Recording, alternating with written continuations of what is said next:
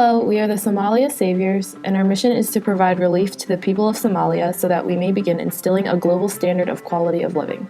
In this presentation, we will be discussing the issues of poverty and gender inequality in Somalia, followed by a proposal of our own solutions that will help mitigate these issues.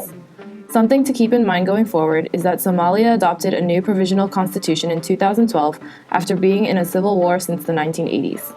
Because of this, we are not proposing to directly grant the government with the money, as we are worried their system is not in a stable enough state to effectively distribute the grant. Before we get into the issues and our solutions, here's a short background on the agricultural sector as it relates to reducing poverty in Somalia, as well as issues related to gender inequality. Agriculture in Somalia is not only important for meeting the food needs of the population, but also for generating income through labor and crop sales. It accounts for roughly 15 to 20% of GDP, even though it is estimated that less than 35% of the country's land is suitable for agriculture. Livestock is the mainstay of the Somali economy, accounting for roughly 40% of GDP and over 50% of export earnings, according to the World Factbook. As a whole, the Somali economy is struggling to find ways to grow following the recent civil war. Our goal is to provide temporary resources to instigate lasting change. Somalia is one of the poorest nations in the world and of the lowest Human Development Index, so low that it is not given an HDI rating. According to the Millennium Development Goals Progress Report on Somalia, 43% of Somalia's population lives below the poverty line. It is also estimated that the population living in extreme poverty for nomadic and rural persons is 53.4%. The most prominent causes of poverty in Somalia are an absence of an active central government, disputes between ethnic groups, and natural calamities such as droughts and floods. A recent civil war has also greatly contributed to the rise of poverty levels throughout the country.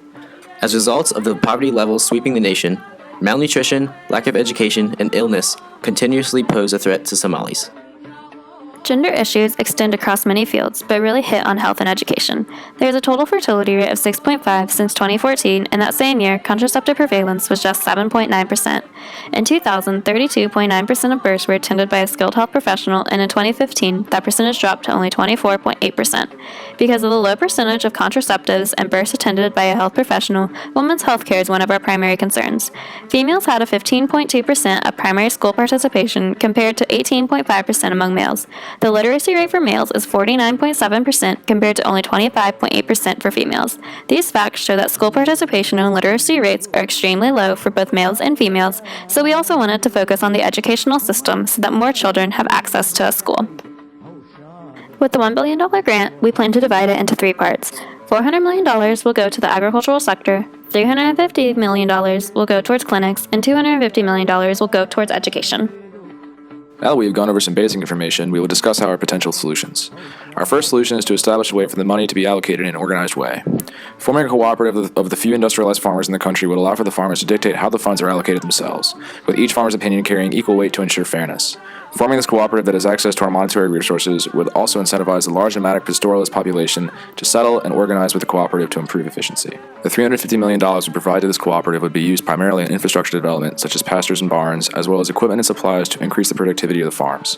As the farms grow, more labor will be required, so fair wages for those laborers would be a stipulation we as a national organization would place on the cooperative for the purposes of increasing the standard of living and stimulating the economy through increased consumption of market goods. Overall, this proposal will make sure the funds are allocated effectively. It will create jobs and increase the standard of living. It will increase the GDP of the economy, and it will sustain itself as a result of increased revenues through increased production. Our second solution is to build clinics throughout rural areas. These clinics will serve to provide vaccines and basic medical care to the public. We will also be training prospective nurses at the clinics with the guidance of certified nurses from other countries who will be paid to work at the clinics. This training will occur over a span of about 6 to 8 months, ensuring that residents in Somalia receive the necessary training to be certified nurses that care for the public. From these clinics, the general public can receive the necessary medical care that is currently absent in too many communities. Because this clinic provides more basic level medical care, advanced medical needs will not be successfully treated here. However, we will provide transportation in the form of trucks that can get people who need advanced medical care to hospitals and facilities that are more developed than the clinics. It is reported that 90% of the schools in Somalia were destroyed during the Civil War. Because of this, for 2 decades, adequate learning materials were unavailable. Education has been abandoned by a majority of teachers and students. To bring education back to the people, we propose the construction of schools to be implemented right away. We will build schools in communities that agree to a student population of at least 50% girls from those communities. The school systems will be tuition-based, but for those worried about affordability, tuition will be kept at a low payment that is sufficient enough to pay for operational costs like utilities. Additionally, teachers will be allowed to send their kids to school for free. Staff training will follow the same format as the clinics.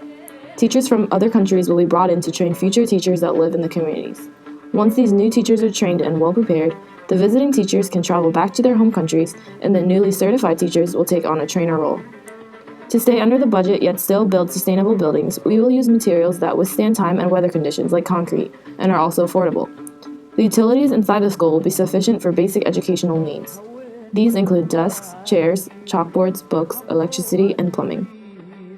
While we hope to implement these solutions without any problems, we understand that we will most likely face challenges such as pushback from the communities, religious viewpoints, and problems with the infrastructure such as inadequate roads.